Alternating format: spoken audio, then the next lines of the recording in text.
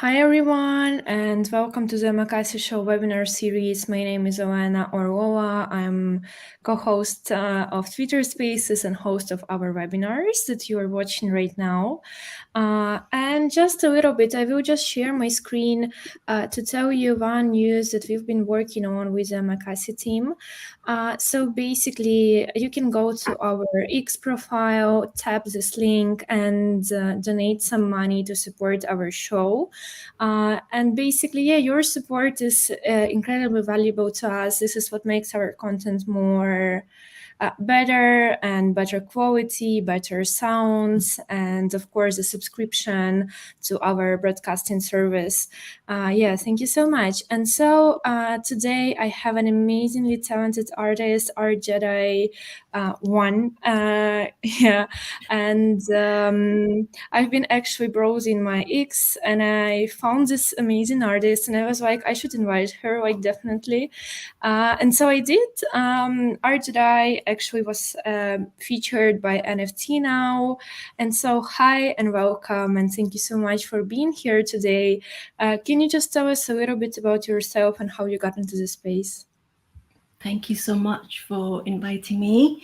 Honored to be here. Yes, so I'm known in the Web3 sphere as ArtJedi 1 and outside of Web3 as BKani. Been an artist for a very long time, but my journey started as a self-taught artist, and I've been always very passionate about access to artists and kind of accessibility to all the resources. And Web3 back in 2021 was such a breath of fresh air. The promise of technology really addressed all of the hurdles that I had overcome in the process of becoming an artist from a self-taught artist trajectory and educating myself and kind of going out in the world in front of real world collectors and curators. And yeah, it's just been a long journey now. Sounds amazing. Thank you so much for sharing. I will present my screen once again, and I will be sharing an article by NFT now featuring you. And basically, I will also copy this article so our viewers can check it out. And so I will be just browsing to show your artworks. And can you tell us a little bit about your creative process? I know most of your artworks are influenced by nature, but I know it's even more complex than that. So yeah. Process, it really depends on what I'm making, and it has evolved over the years. But it's, as any artist, I've had to, in fact, last 3 years, unlike most artists, I took time out to really connect the dots of what I've made since the last decade and a half, because it started with nature, but over the years it's expanded through other threads as well, like humanity and question about place of women in certain societies and war in the Middle East, especially because I hail from the area, so that's close to my heart, and just questioning the nature of reality. But there's, I guess, one thing that's a common thread in all. So I've, over the years, I've carried these threads with me: water, light, nature, as you can see, paintings behind me. And then there's a thread that's called the humans, and it's all multimedia, all kind of transmedia now. And you can call me a transmedia experimentalist. Explore and experiment with materials consistently. However, there are topics and threads of thought that are consistent for like a very long time that I explore through different mediums. And I'm just really interested in the otherness of, like, if I play with this material, if I play with this technique, the same topic, how can it be, what will take shape on the other side of it? And so it always keeps me very engaged and very interested in my own practice and see what evolves.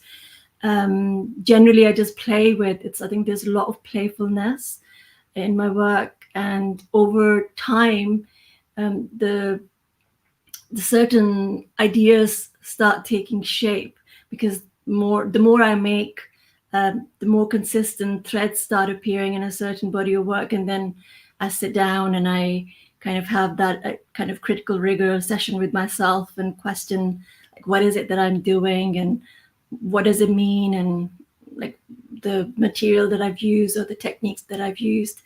Excuse me. Is it taking me where I need to go? Where am I going with this? Is there a destination? There doesn't need to be a destination always, because for me, it kind of becomes appear over the years on the other side. Oh, okay, so this is what I was doing. But one thing is very clear, that I'm very interested in the human and nature interrelationship, where there is violence and there is collaboration and there's interdependence, and place of humanity within this huge kind of changing, fast pace time that we're in, where technology is overtaking a lot of the way we see things and make things and do things and experience anything. So yeah, my art kind of encompasses everything, and it's about the existence, if that makes sense. Yeah, it definitely does. I was like hypnotized listening to you, and I know you are inspired by nature, literature, science, technology. What are some main sources for your inspiration while you're creating the artwork? It really is observing the environment that I'm in and what catches my interest. I am very interested in the way perception is developed, perceived by the audiences. You know, as an artist, you make some works and they're never complete until someone sees it. So they make it. So my thing is, I'm working with change and I'm working with chaos, because that's nature. There's an element of nature, chaos in nature, an element of chaos in humanity. And there are patterns that appear, and that patterns are very, very obvious in like architectural scenarios, and there's always a lot of overlap in the way human, like anyone, kind of is inspired by nature, and you see a lot of nature and a lot of architectural structures as well.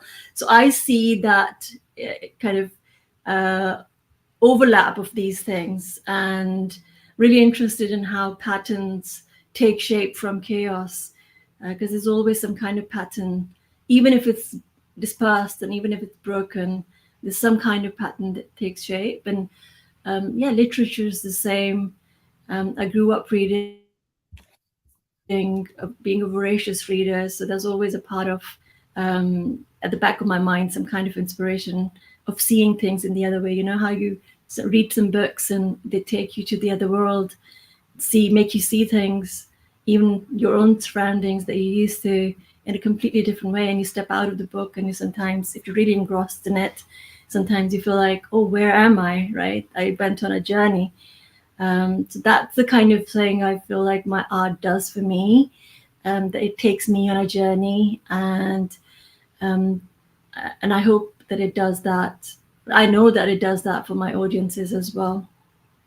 Definitely. Thank you so much. And so you have this artwork called Waterscapes, and water as an element was quite centric in your artwork.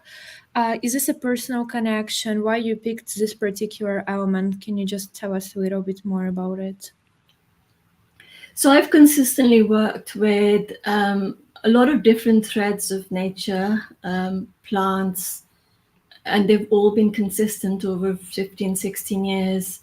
Nature, landscapes, photography, but water, my works with water began with a very personal journey of healing, I lived in Zurich. I lived very close to Lake Zurich, and if you know, it's really clean water, and you can literally see to the bottom of the lake, and the reflection is so vibrant, and sunlight's quite often in summers, are beautiful, springs and summers. And so you see, even on winter days, like water, it just changes shape every day. You never see the same reflection the same way. It's ephemeral. So my interest in ephemeral, again, patterns in water took me there. I took like official photography lessons when I picked up a camera. Did some portraits, and quite a lot of portraits and landscape photography. But my interest really took me to just dive deeper into what appears in water and its personal reflection of events that happen to you that change your life forever, the ephemerality of life itself, and just looking at it in a different way. And those reflections never repeat themselves. And so mirroring them and creating this kind of collage, it's been so inspiring and interesting for me that I've explored the theme of water for literally 16 years and I've never gotten bored. And it's evolved from like just photography to then collage works, then collage and paintings. And then for the last sort of 5 to 6 years, I've been making like analog videos, but working with chord or working with different kind of just kind of working with light and how the wind and light on the surface of water takes shape when you really zoom into it. And it's really interesting because you see shapes, right? Like a lot of people have this tendency to see shapes in everything. And yeah, it's just interesting for me. But there's an element of like water is so essential and it's indescribable. It has no Antoine de Saint-Exupéry's Little Prince that quote where it says it has no odor, it has no taste, it's essential to life, and it's art itself. So yeah, it's just taken me a long time to explore, and I think I will take the rest of my life to explore this in various ways as well. Thank you so much. I also wanted to add, I started learning French like a few years ago, and I was reading Little Prince in original, and I would say it's my favorite book. It is mine as well. I would have never even called it a child's book, right? It is pretty insightful. It has a big morality behind it. And water is an amazing element to explore, definitely. Especially, I had a summer vacation nearby the ocean, and I was watching the sea coming like closer and closer to the border, and I didn't understand what is going on. And then I checked the moon schedule, the moon calendar for this day, and it was a full moon. So this influenced like this big move of the ocean towards the border. Thank you so much for telling us all of this. And so I wanted to ask you, you are a self-taught artist and you've been working as an artist for quite some time. What would be your tips for emerging artists who are trying to explore digital art? How do they start understanding blockchain, where to showcase their art, maybe some coding tips that you have, and in general, anything that can make their journey a little bit easier? So there's a few parts to your question. It's like a big question, isn't it? First of all, starting from a self-taught artist. For me, it wasn't a decision to become an artist. I was an artist. I have made art all my life, and life just took me on a journey where art was the only way out, and it was the only way to heal myself. And once I stepped out of myself, then I could look at the world around me, and that's how my art took shape. And at one point, it was a decision to just do this full time because it really fulfilled me. And the purpose of our existence to me is find that thing that fulfills you, that one thing that you can wake up every day and every morning and feel like really excited to just do one thing, that thing. And it can take several forms throughout your lifetime. So I found this for me. But then because I was self-taught, and even though I had like a lot of tips and tricks, I had done so many workshops, I still decided to educate myself in the arena of art, contemporary arts.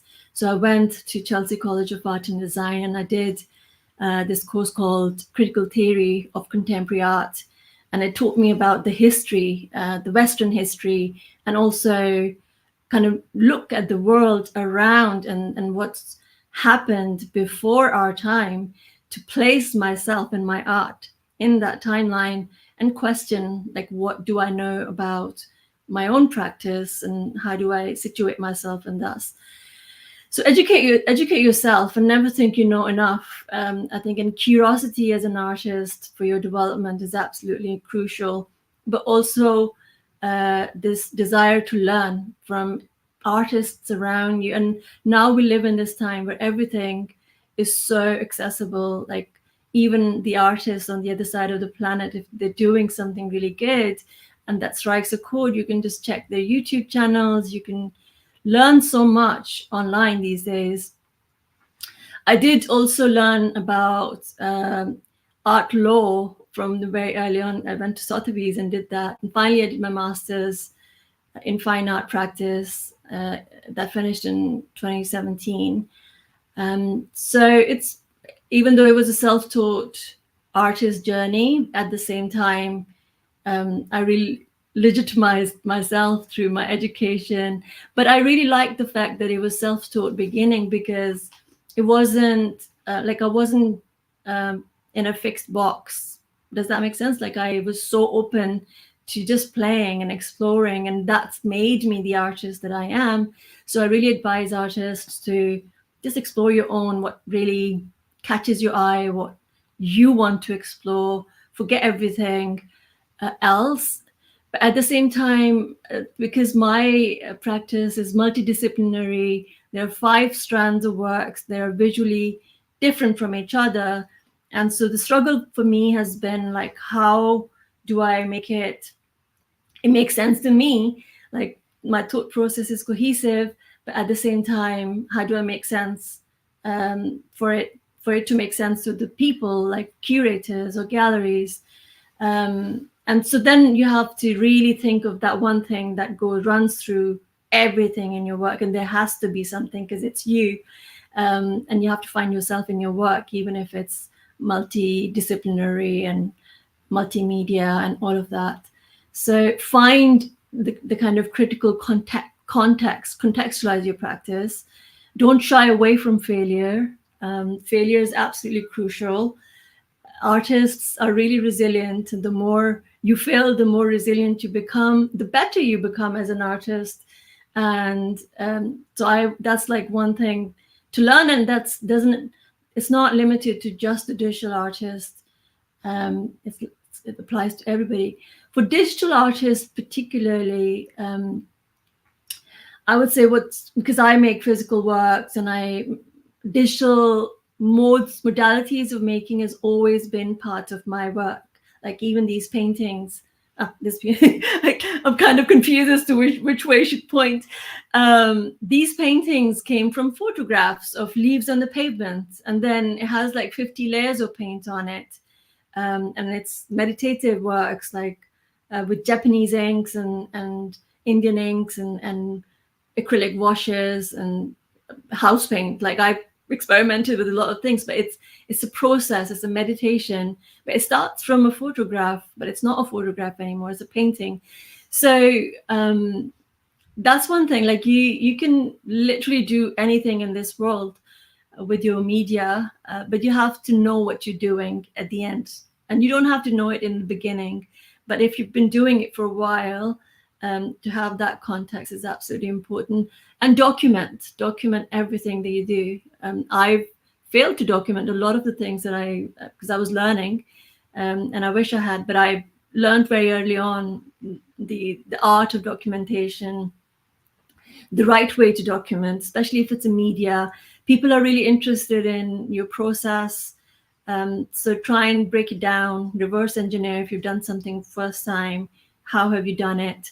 To share that process with your collectors or curators, and for yourself, to see how you're deviating from one step to another and what's that doing for you. So that's on the side of art practice. And then I guess network, support other artists and give without take. And you see the world really opens up to you and gives you back multifold. Definitely. I just wanted to add, Sotheby's Institute of Art, I also took a course there, a physical one. And I would say it's an amazing step for artists or art professionals just to start their journey to explore more. And you've been talking about open minds, and I've been reading this book by Will Gompers, I think. Yeah, Gompert, yes. He was he was talking about the ways how to see like an artist, and so he started this book. He was invited to give a talk somewhere, and he just rejected it. He was like super busy with writing a book. And so the guy who invited him was like, my father was an artist and we always went to the sea, and so we were looking for stones and shells that are beautiful, and my father always was the first one to find the most beautiful ones. And once we went to the beach and I asked him to go behind me so I can be the first one to find the most beautiful stones. And my father still managed to find more beautiful stones because like the artist has this ability to have an open mind and to see something beautiful. And I've been actually like reading things about David Hockney, who said he can find beautiful colors in trash that for ordinary people can be gross or just super normal stuff that we see every day. So it was like an eye-opening book even for me. Yeah, and I really appreciate you telling me this.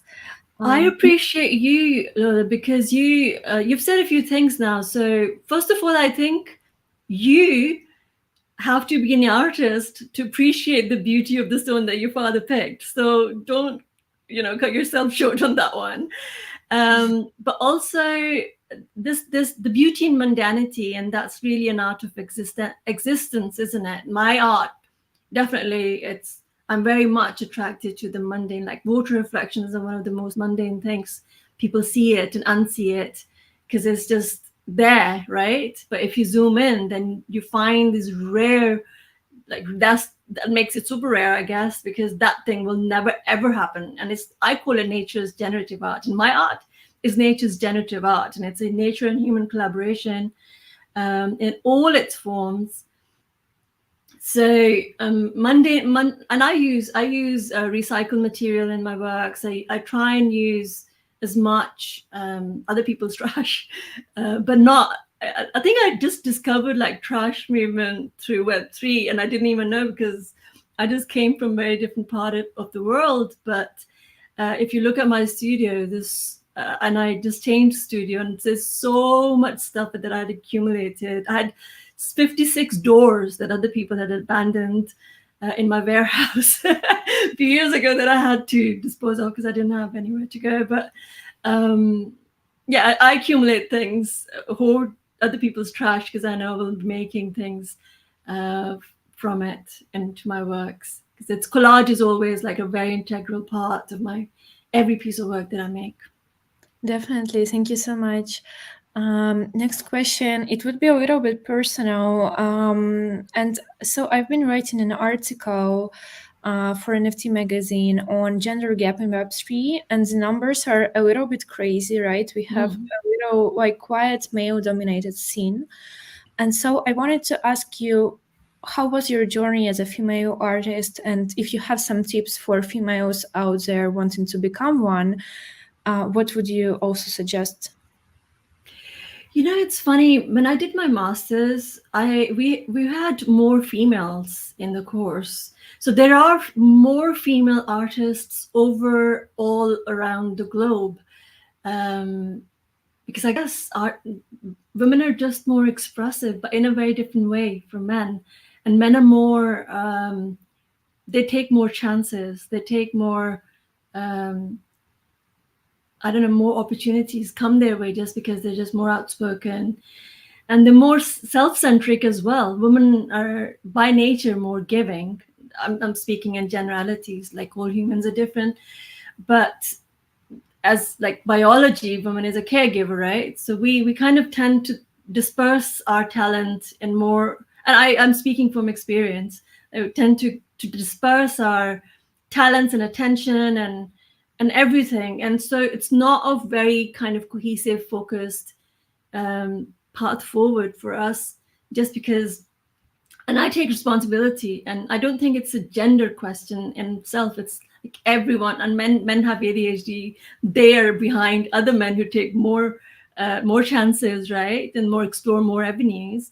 So there is, I think it's just women just don't put themselves out there, and the ones who do, overall, I think at the top, the gender question becomes a little bit pointless, because it's about the art, and the art, it speaks to other people. It stands on its own agency. Then I don't need to mention that I actually, that I'm a female. ArtJedi 1 is a like a gender neutral name, and a lot of people don't realize that I'm a female, but my art speaks to their soul. And then they realize that, oh, she's done so much. She has a real story behind her.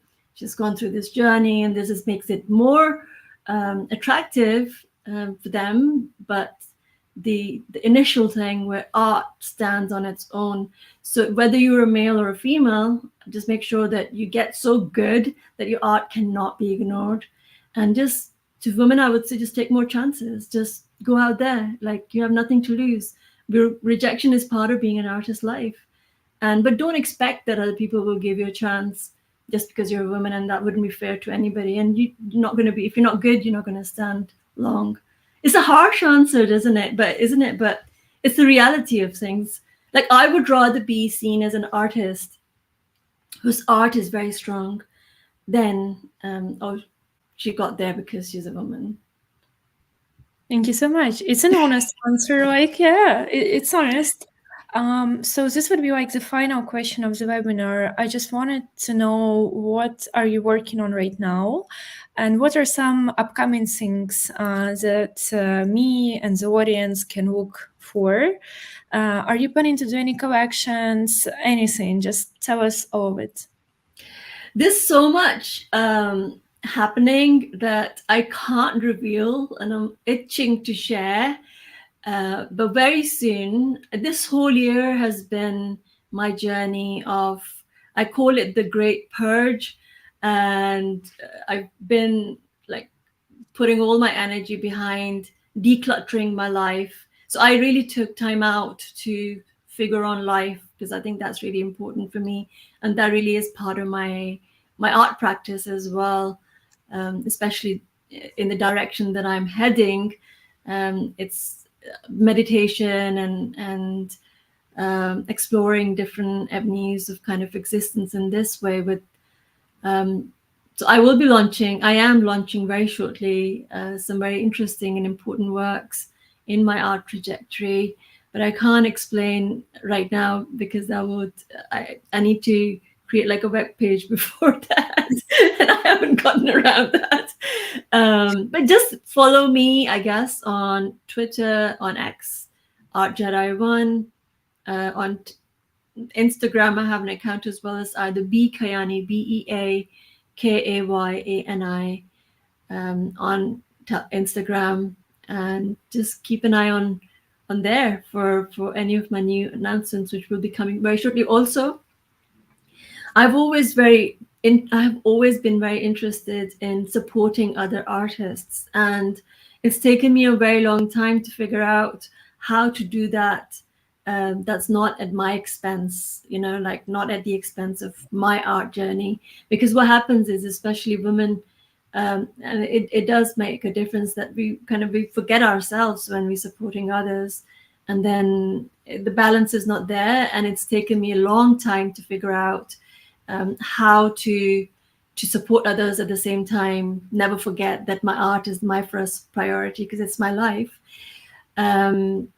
So I will be launching very shortly. I've been working on it behind the scenes for mentally for like 4 years, but physically working on it for quite a few months, and very ready to launch a few initiatives to kind of bring a lot of cohesiveness to the chaos around us. And that's also part of my practice as well, I guess. So yeah, keep an eye out. Thank you so much. We definitely will. I just will showcase once again your X. So yeah, feel free to follow and stay tuned. And I just want to thank you so much for joining us today, sharing your invaluable experience, tips. You have an amazing energy. I really enjoyed our talk. Thank you so much. Have an amazing day ahead of you. Pleasure to be here. Thank you for inviting me. Bye. You're the best. Thank you.